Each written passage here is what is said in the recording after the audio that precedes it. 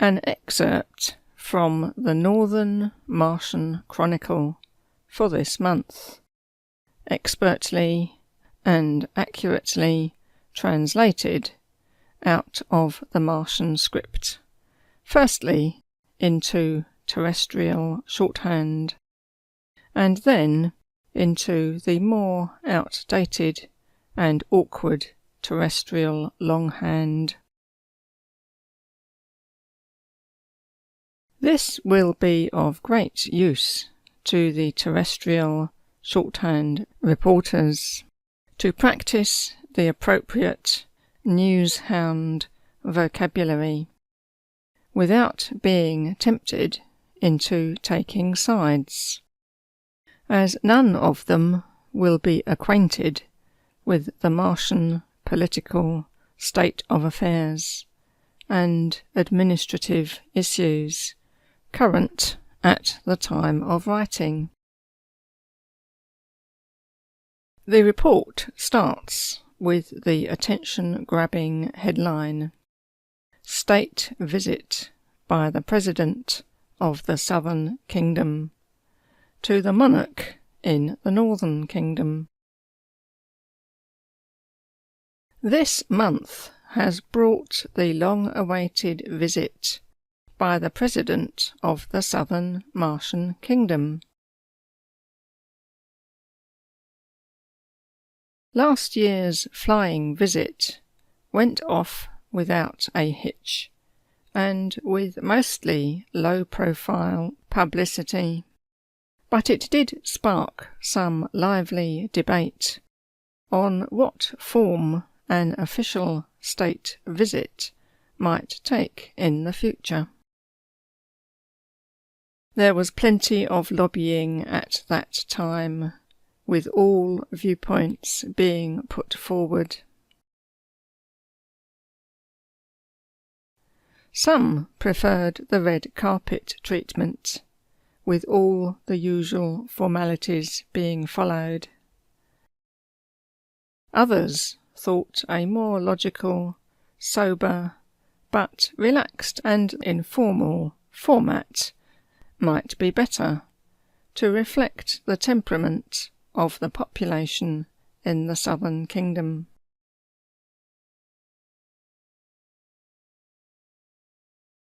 However, Northern customs were followed, and the President and his retinue have been given the full works, with all the pomp and pageantry, in accordance with the usual royal protocol and diplomatic niceties for visiting heads of state.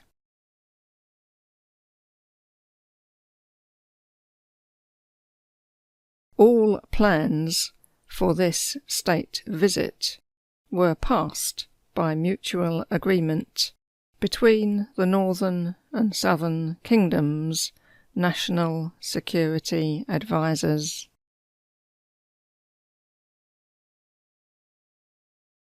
The President arrived in his personal aircraft, called Mars Force One, a customised version of a large civil aircraft, almost a flying town in itself, to cater for every comfort, need and necessity during the presidential journeys.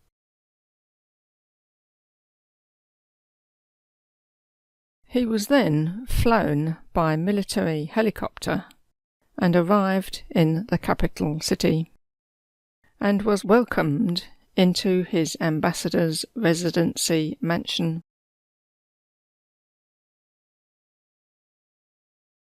Later on, he attended a private lunch and a welcome ceremony, accompanied by some of the royals and a delegation of other dignitaries. The President then progressed to the Royal Crystal Dome, a very prestigious summer retreat for the royals, full of plants, water and swimming pools, and where many of their palace treasures and rare historical items are kept.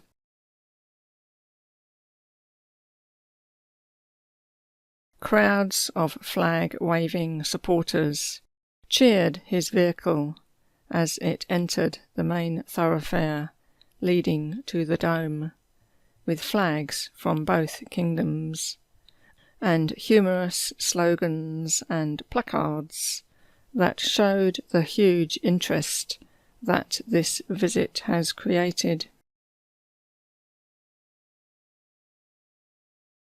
It was necessary to have large numbers of the very experienced command team from the police and army, and a sterile exclusion zone near the dome entrance.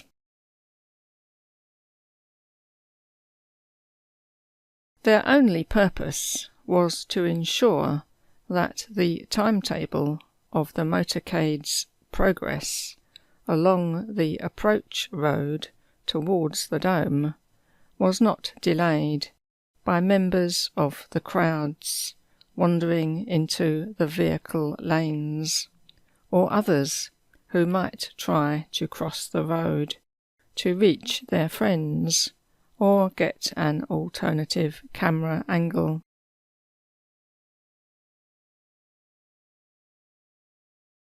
There might even have been the temptation for wrongful activity, such as one person taking the flag that belongs to someone else in their excitement, but this is, of course, a minor matter, and nothing like the activities that we have heard about on planet Earth, where their social and political problems have not yet been resolved. The President's high-tech limousine, nicknamed the Best, made its grand arrival at the royal gates. The presidential entourage were all very smartly dressed, the First Lady and other ladies looking stunning in their designer outfits, which will, no doubt, be copied around the planet in next to no time.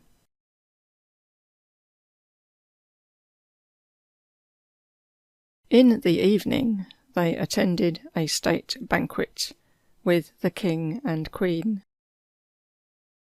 Speeches were given and gifts exchanged, and the King and Queen showed him many of the royal apartments and treasures. It is a truly luxurious place in which to welcome the President of the Southern Kingdom of Mars.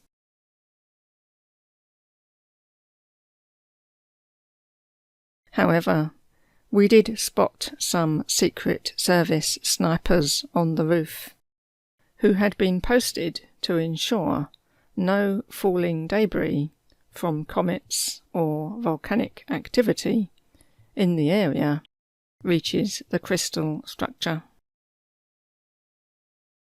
They are highly trained to identify these dangerous intruders and eliminate the threat with their army-issue anti-gravity laser guns.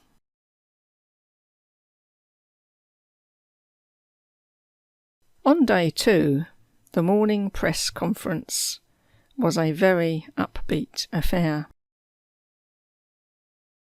However, the President would not be drawn into commenting on his government's current policies, as he felt that short statements are often insufficient to accurately convey information on complex subjects. Later on, the President spoke briefly with members of the Northern Kingdom administrative team.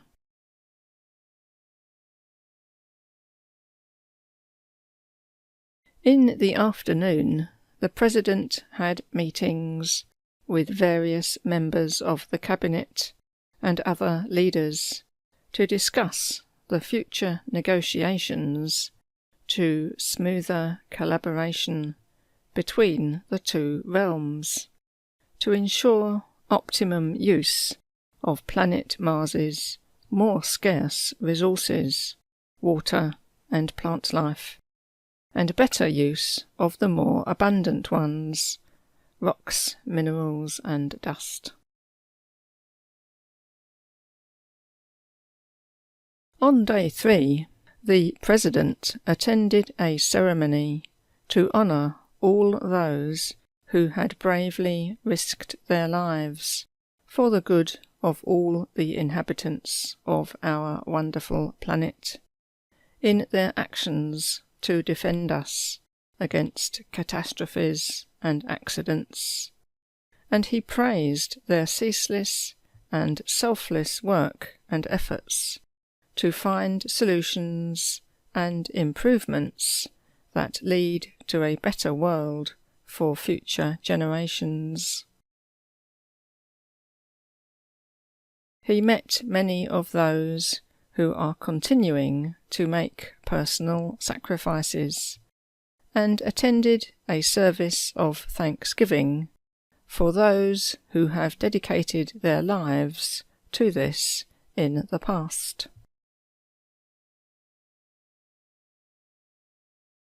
Finally, he bade farewell with gratitude to all who had given him such a warm welcome, and he travelled on to one of his places of rest and recuperation before returning home to continue his duties as administrative head of the Southern Domain.